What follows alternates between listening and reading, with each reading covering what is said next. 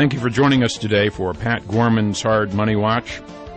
Today we have a very special guest joining us, and it is always a pleasure when we have a chance to get together and talk about the precious metals markets with one of the best, David Morgan. David Morgan is the editor of the Morgan Report. He is the founder of silver-investor.com.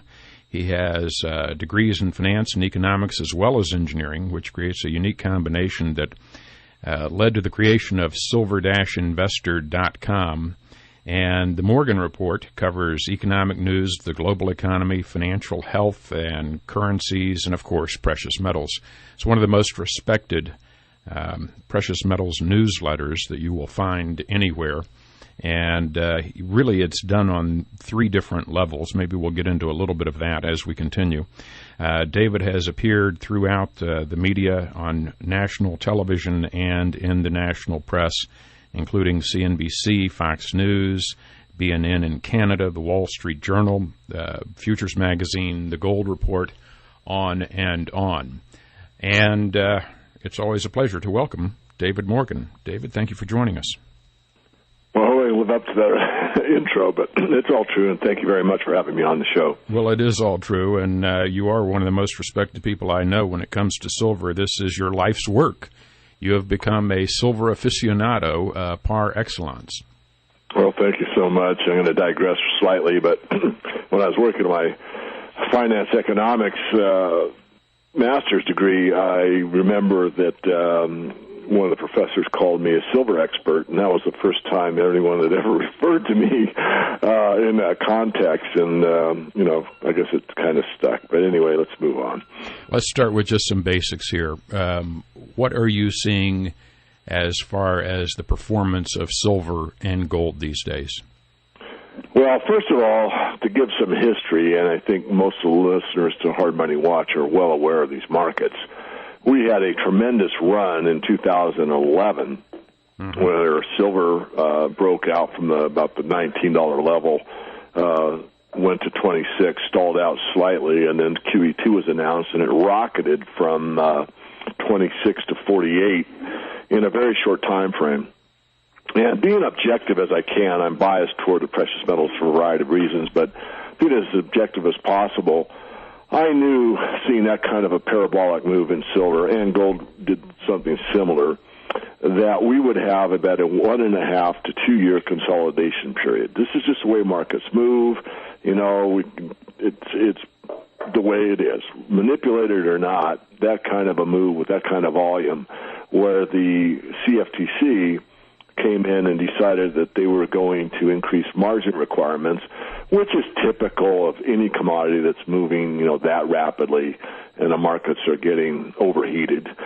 In the case of silver, however, they upped the margins like 4 or 5 times before they're able to basically quell the market, and then, of course, the price shot down very significantly. So the point is that I knew it would take a long time for all of that market activity to digest. We're there now. It's a 1.5 to 2 year process. It had 2 years would be April 2013. I think it's ending. I think that we're going to be seeing $35 to $40 silver by the end of the year. The way to be sure technically is to look for the $35 level and see that silver posts gains over $35, and it maintains it over $35 for a week or so, and then you're basically assured with a very high probability that we're ready for the next move up.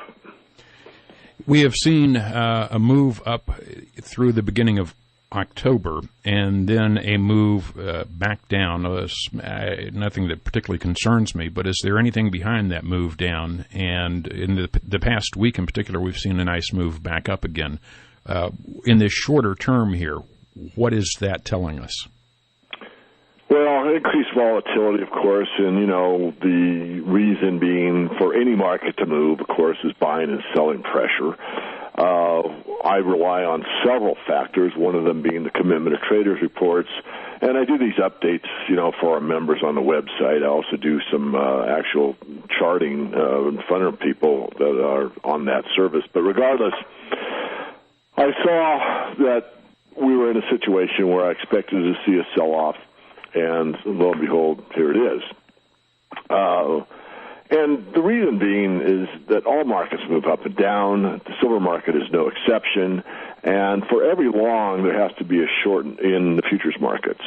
And so every time the market moves from, say, the 26 and change level all the way up to 35, which is what we saw, and, in a shorter context, we saw it move from 28 to 35, and I called that move for the people that watch my trades.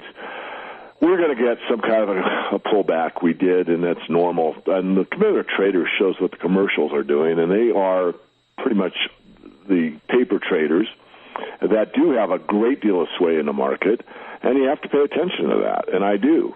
So it's basically normal market behavior for the silver market. I mean, people say, are these markets manipulated? And the answer, from my perspective, is, absolutely. Look at the working group on financial markets, read it, see who, it's at law. You can read it. It's public domain information.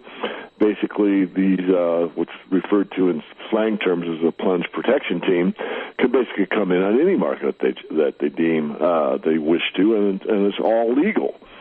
But that doesn't prevent the bull market. The bull market is totally intact, and yes, it's going to get hammered from time to time, but if you're prepared for it, you know how to read the tea leaf, so to speak, you can do well as a long-term investor or on an intermediate-term trader or both, which is what I choose to do, and I basically, again, show my work to those that are interested. You do share your work. Tell us a little bit about the newsletters. There's the Morgan Report. There is silver-investor.com. And, of course, you've also been doing a lot lately. You have a whole channel on YouTube, Silver Guru, I believe it is. Well, that's correct. There's basically a few levels of service. The one level is basically for buy and hold people, and then there's one that for people that want to see, what my trades are, and we do a lot of videos that are for members only. I mean, everything you see on YouTube is a video or an audio that's turned into, a video, so to speak. That's all public domain information. In the members portion of the website, when I do a conference like we just did here in Spokane, Washington at the Silver Summit, we filmed 19 interviews. And most of them were with mining companies that we either like or are neutral on, but a lot of people want the information. It's a great way to get information when myself or one of my staff sits down with the mining company and basically holds their feet to the fire. And that's, something that we do. I think we're one of the few services, maybe the only one, and I don't know if we're the only one, in the mining sector that goes to the kind of, lengths to provide information to our paid members. And the final service is basically for very high net worth people or hedge fund managers. And all of that's detailed on the website. If you're more interested, you can go to the website and you can go to the right-hand side and use the pull-down menu and look at the different services available and what the costs are. By the way, costs will be increasing at the end of this year. So if anyone is interested in the paid membership portion, you can check it out. You can lock in this price that's rather low by industry standards and remain at that level for as long as you choose to remain a member. So it's sort of a good deal if you're, predisposed to learning as much as you can on the precious metals arena. Probably a value at much, much higher prices. Let's talk about some of the places we may see prices going here. I think earlier in the year you had been looking for somewhere, and correct me if I'm wrong, but I think you'd been looking for gold around $1,800 by the end of this year and silver around the $40 range. Is that correct, and do you still stand by it? It is correct, and I do. I really think that now that the election's over and all that's coming up with the fiscal cliff and all that's going on in the global economy, that the precious metals have got room to move to the upside. Is there anything in particular on the monetary side? We've already seen QE3 to infinity and beyond. We had a little bit of a pop in prices, I think, related to that. But is there more that we can expect to see from central bankers? Unfortunately, yes. I mean, right now, this QE2 infinity is probably or could be the last announcement by the central banking authorities, which of course is the Federal Reserve, but it really is global at this point in time. I mean, anyone that studies these markets knows that the Fed actually intervened in the euro crisis in a very significant way. So the point is they don't really have other options. The only option they really have is to continue to monetize the debts, which means, money printing in slang terms, and in specific ways. I mean, this is all digital money these days. But you can never, borrow yourself rich or print yourself out of these situations, which is what they're trying to do. And again, they don't really have an alternative. So that means that the currencies globally will continue to depreciate, and yes, they'll fluctuate one against the other over time, but they all fluctuate versus the precious metals, which is the ultimate currencies, and is independent of whatever currency you're in. So if you're in the British pound or the Japanese yen or the euro or the U.S. dollar, it doesn't matter from a longer-term perspective. They're all going down, and they're all basically tied to the U.S. dollar, although a good verification of what I'm saying is to look at the financial markets themselves. And many are getting out of the system of U.S. dollar-only settlement. You have Russia and China settle in each other's currency. They're usurping the U.S. dollar. China and Russia, India and Russia as well, Japan and China. On it's going. So these are very, very big clues that if you're paying attention, you can clearly see that the U.S. dollar is starting to lose its worldwide reserve status. And there are people, nation states, that basically want to exit the dollar. The problem with that is it might work for those nation states on a short-term basis. But on a long-term basis, it isn't really going to help much, because even if the dollar goes down and they're trading in each other's currency for settlement, those currencies are, again, fiat-based, and they're really not worth anything in reality. And so they're really not going to be able to protect themselves that much. And ultimately what will have to happen, in my very studied view, is that there'll have to be some kind of a tie to a commodity-based standard such as gold or silver, but probably this time around there'll be some kind of basket of commodities with some kind of gold cover clause, but that's a best guess. No one knows for sure. Yeah, that's an interesting idea, and I'll throw out an alternative, and as we return from the break, I'll ask you to respond to it. One is that instead of a commodities-based reserve currency, we go to basically a digital type of world reserve currency, if you will. I think we've already started to see this somewhat. You can go pretty much anywhere in the world these days and put it on Visa. More with David Morgan in just a moment. You're tuned to Money Radio. This is Pat Gorman's Hard Money Watch. Our guest today is the Silver Guru. That's David Morgan from silver-investor.com, silver-investor.com, and editor of The Morgan Report. David, right before the break, I was saying, what about the idea of some sort of a digital currency? It seems as if that's where we're really kind of headed right now. Oh, I have to agree. I mean, people asked me in the past, and I've used that argument, that we're sitting in a situation where aren't you worried about, the one world currency? And I said, basically, we have it. When I travel the world, and I do, I just throw my Visa card out there, and I don't worry about the exchange rate or anything else. It's accepted worldwide. So from a practical standpoint, yes.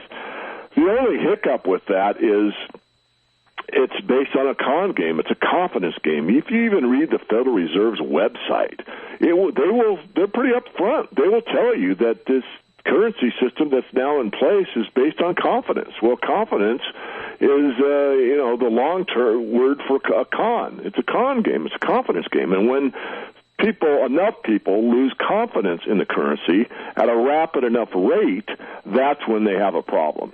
And so I'm forecasting that could or would, and I think will, take place at some point in the not-too-distant future, whereas the argument is otherwise, that the confidence stays intact enough that this degrading the currency will take place and people just accept it and go along with it. And therefore, this digital currency system will continue. What is the role of silver as money, then, in this kind of a new digital world? I'm sorry, I missed part of that. I say, what is the role then of silver as money in this new kind of a digital world? Well, taking that tack, there wouldn't be any really. I mean, the argument is strong and good. Could we continue this path of digital currencies worldwide and the bankers stay in power, and there wouldn't be silver necessary. Certainly, there isn't silver really used much in monetary transactions now. I mean, there's a little, teeny bit. It's not even worth mentioning. But it doesn't mean it wouldn't remain as a good investment, because even in an all-digital world that continues ad infinitum, silver is a rare, precious element that's going to, in paper terms or in digital money terms, continue to increase in value. So even if it isn't used, and quite frankly, I doubt silver will be used in the monetary system ever again. Gold, that's a different story. I think there's a possibility that gold has a much greater chance of re-entering the monetary system, far more than silver does. When you look at the price of silver, how much of it is industrial and how much of the pricing is related to silver as money? Oh, that's about a 50-50 mix. It's actually not quite that high. The industrial side is a little over 50%, and the other 50% is roughly half money and half jewelry. So the monetary component of silver is probably 25% or so. The problem with making that statement is it's really tough to get a handle on the real numbers, even though there are two great studies that are done, one from CPM Group and one from GFMS. If you study their numbers, it's pretty difficult to see where they come from, because basically they do a math problem, an arithmetic problem, really, and they say, well, there's this much recycled, this much in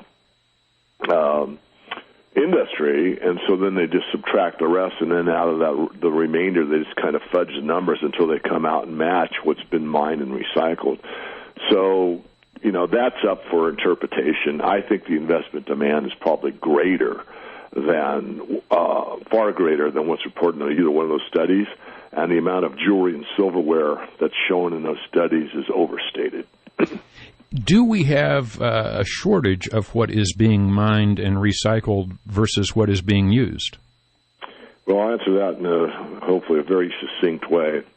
If we look at the amount of silver demanded from all demands and mining does not cover total demand. If we add in recycling of silver with mining and look at total demand, it does cover it. So without recycling, there would still be a deficit, but with recycling, there isn't a deficit. We basically have enough supply on an annual basis now to meet the total demand.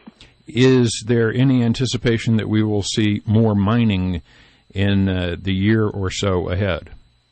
Yes, the mining activity that we have going forward is significant over the next couple of years, and then it tapers off. So we still have a fair amount of new silver coming to the fore in the next couple of years. But after that, then I think it's actually going to slow down. And I actually have forecast, and I'm sticking with it for now unless I get different data, that we're going to go back into a deficit probably in around 2014, 2015 timeframe, because I see significant increases in not only investment demand, but what's going on in the industrial side of the silver equation. The industrial side of the silver equation is most interesting, and I also want to take a look at investment demand as well, because it's such a small market, and I think it'll help if we can identify the size of that market, because it is a market that, because of its small size, I believe can be extremely volatile. But the industrial side is also very interesting. Silver is used in ways that most people just don't realize. But I know that David Morgan does, and so we'll follow up on that as we continue on Hard Money Watch. This is Hard Money Watch. Hard Money Watch is brought to you by Resource Consultants. Thank you for joining us this morning and every Sunday morning for Hard Money Watch. I'm Sinclair No, in for Pat Gorman, and our guest today is David Morgan. He is the Silver Guru, and if you'd like to find out more about David, go to YouTube and you can listen to some of his reports. He's on the Silver Guru channel, or look up Silver Guru 22. But if you'd like to really dig in and get the real education on what's going on in the economy and the metals markets, you can find out more at silver-investor.com. silver-investor.com is the website, and that'll lead you to information on the Morgan Report, which is a highly respected newsletter that takes a look at what is going on in the economy, silver markets in particular, and has proven itself to be of great value over the years. You've made some really good calls on silver over the years, David. You really have. Well, thanks. Yeah, so far so good. I haven't been perfect, but I've been pretty good. I called the bottom in the breakout when that happened. I called the first top at 860 and the subsequent bottom there. Called the $21 top.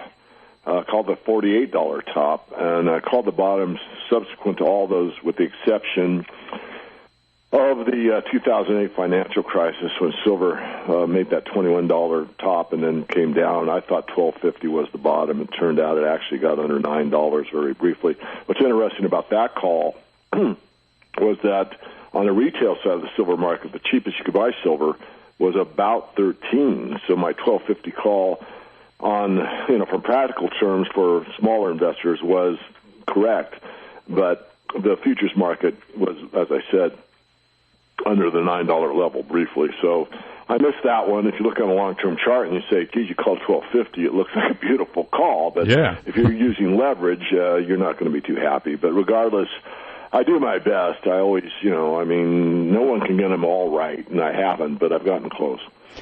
Let's talk about the size of the silver market and what that means for investor demand. We're really looking at a very small silver market for investors, aren't we?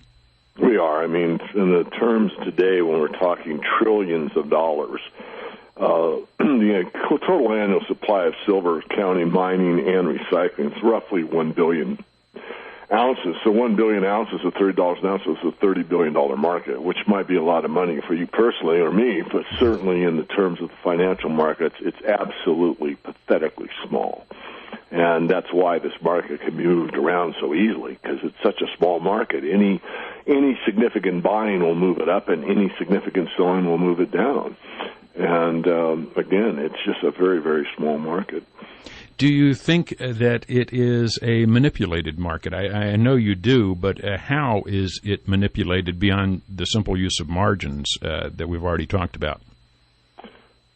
Well, I do, but I want to qualify it because, the major trend cannot be manipulated. It just can't. There's just too many free market forces still available. Are we in free markets? In most cases, not totally free markets, but there's enough free market forces for gold and silver to continue on the upward path. So you can't alter the ultimate upward trend. Within that trend, from time to time, you certainly can slam the markets down, and that's done by selling massive amounts of gold or silver or wheat or whatever the market is on paper, because the futures markets are where the price is determined, and these markets can be manipulated at times by commercial interest or banking interest or whomever has a vested interest in seeing the price go down, because you can profit on a price move up or a price move down. Some of the public doesn't know that, but it can be done quite easily.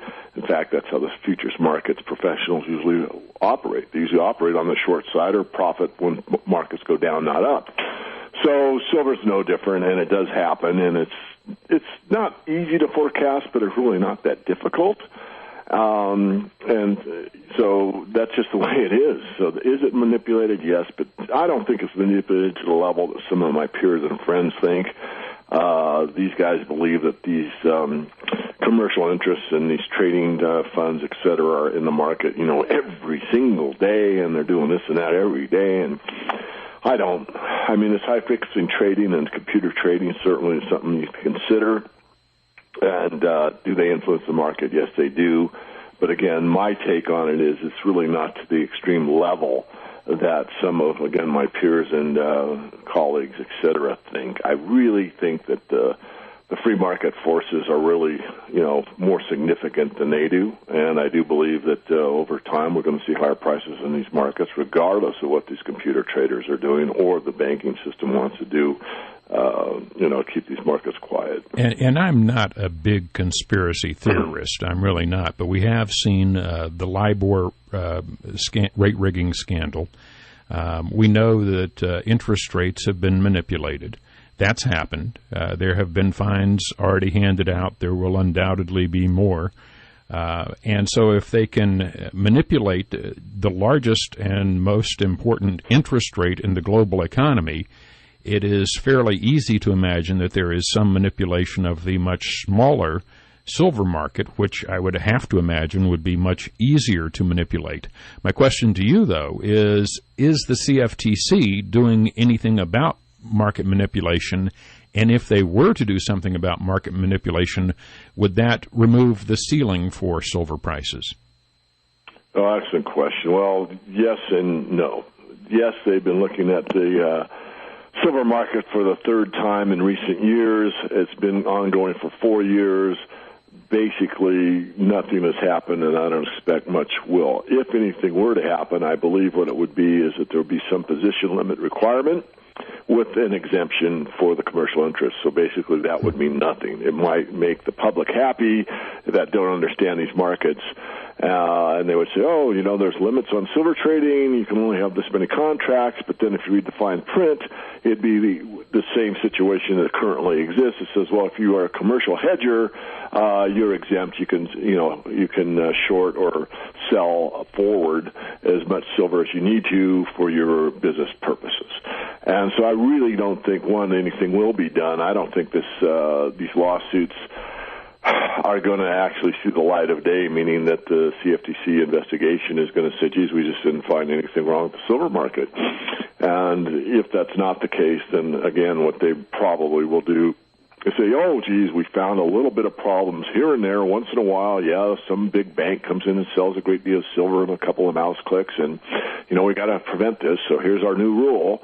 But then again, if you read the rule behind a rule, you see what the fine print says, it's probably going to exempt these people that are causing a problem to begin with. What about for most investors? And I realize that perhaps for some of the for the institutional investors and industrial investors, folks who would follow along with the Morgan report, but for most investors, your take on physical delivery, and is there enough of just the average investor taking physical delivery to put pressure on those big firms that may be behind some of the manipulation? Well, absolutely. My take is that, to start a precious metals portfolio, you need to buy precious metals, and I'm not a bullion dealer. So that's where I think everyone should start. And right now, there's less than 1% of the population that is in the physical market of precious metals. And 1% is a very small number. So all we would need, in my view, is to double that, and probably not even that much, but double the amount of people that are buying precious metals today in the next, year or so, or 2 or 3, whatever it takes, to put substantial pressure to the upside, because paper doesn't equal silver, paper doesn't equal gold. We're actually starting to see it on the gold side more than silver currently, because a lot of these nation states that still hold gold as a reserve are asking for their gold back. You had Venezuela do it recently. You're seeing this German thing that has broken out in the news recently. And so a lot of these countries are saying, don't tell me my gold's safe, send it to me, show me, don't tell me. And this could be one of the, starts of something significant. I don't know. I don't want to get people too excited about it, but I do think it's worthwhile bringing it to their attention. Meanwhile, let's take a look at the industrial side of silver. When you learn about the uses of silver, for most people, it's really rather eye-opening. The world almost couldn't exist without silver. Well, absolutely. I did an interview recently about silver, and I said basically no silver means no electricity, and no electricity, think of the kind of world we'd have. No iPad, no iPhone, no lights. And that's not an exaggeration, but there are other, critical elements as well. But silver is very, very key.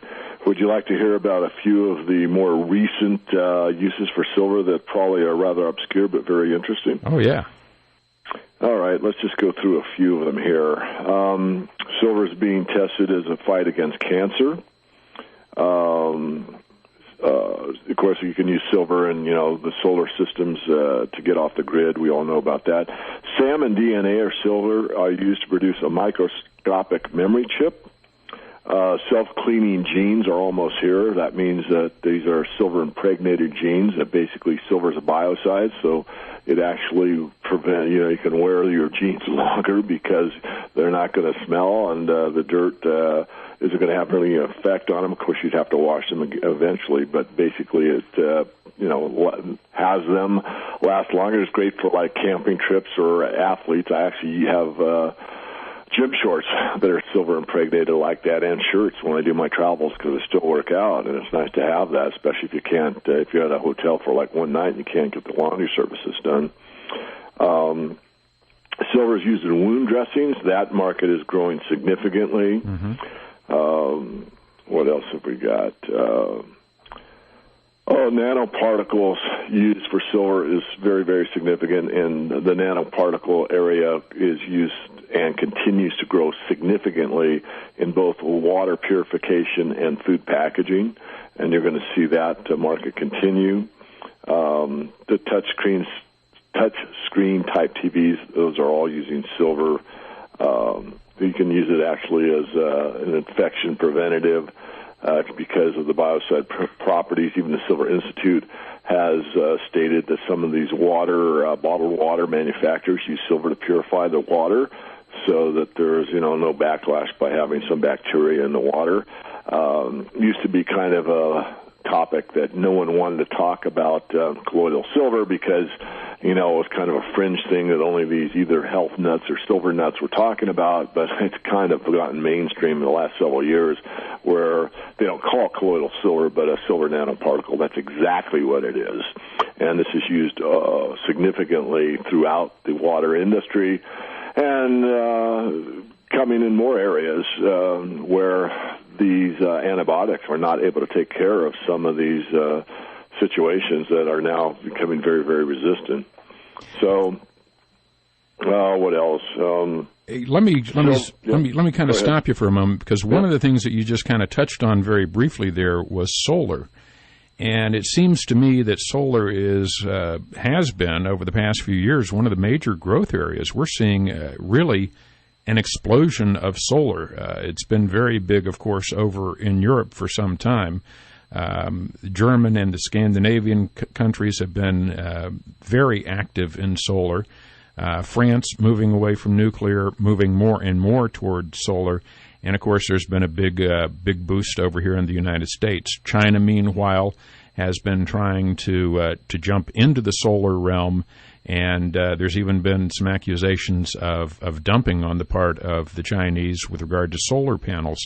Do you anticipate that the solar market is going to continue to use silver to the extent that it has, and that it will continue the kind of growth that we've seen?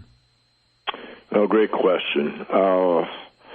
I digress slightly. Were you at the Pat Gorman conference when I did that 10-year study on silver on the big screen? I think you might. Oh, yeah, that was a couple of years ago. Yeah, right.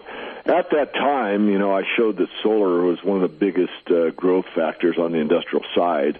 It basically matched that forecast that I showed during that speech up until basically right now. I mean, it's basically on track.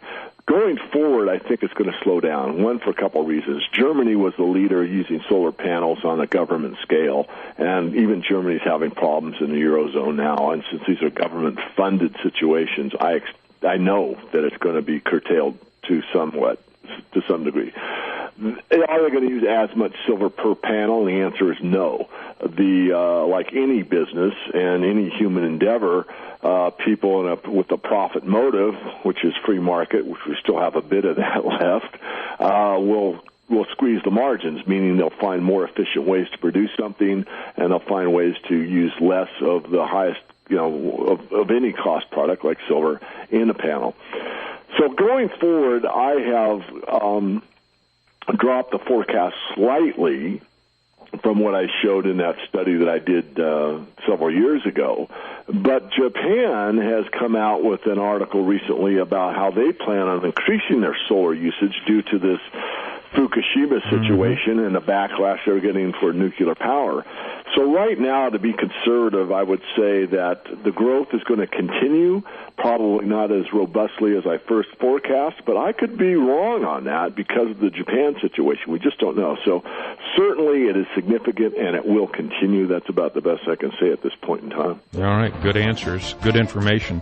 It is kind of fascinating how silver has so many different uses, just really remarkable. We're talking with David Morgan. He is editor of The Morgan Report. The website silver-investor.com. That's silver-investor.com. And you can find out more and listen to what he has to say. If you go to YouTube, check out the Silver Guru channel. More with David Morgan in a moment. This is Hard Money Watch. This is Pat Gorman's Hard Money Watch. I'm Sinclair No, in for Pat Gorman. And our guest today is David Morgan, and he is the Silver Guru. You can check out some of the videos on YouTube under the Silver Guru channel. And if you'd like to find out more and subscribe to the Morgan Report, probably the quickest way is to go to silver-investor.com, silver-investor.com, or themorganreport.com.